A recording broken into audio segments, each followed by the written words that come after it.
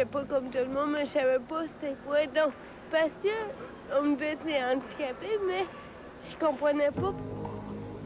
Étant donné que c'est une athlète qui a des muscles spastiques, surtout au niveau de son équilibre, sa colonne vertébrale, forcément, ça lui prend 2 fois plus d'énergie pour pouvoir tenir un axe.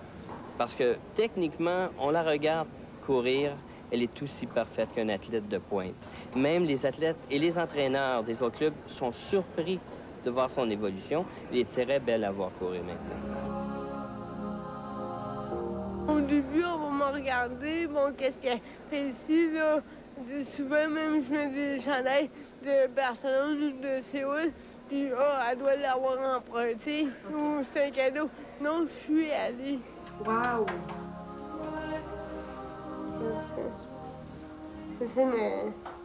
C'est une des médailles que je suis le plus fière.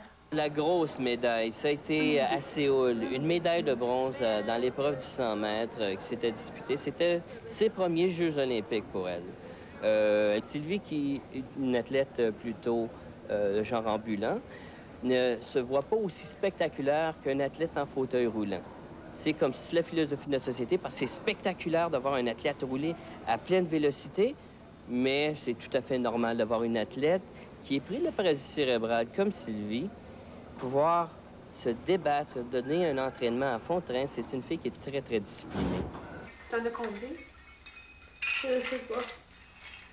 On va mettre du sensationnalisme à la télévision, des épreuves où est-ce que le monde vont faire des records du monde, mais ils prennent pas conscience que ces athlètes-là se donnent à plein, puis qu'ils peuvent faire des performances dignes de mention et être filmés, parce qu'il y avait quand même 45 000 personnes, jusqu'à 50 000 personnes dans les estrades à Barcelone.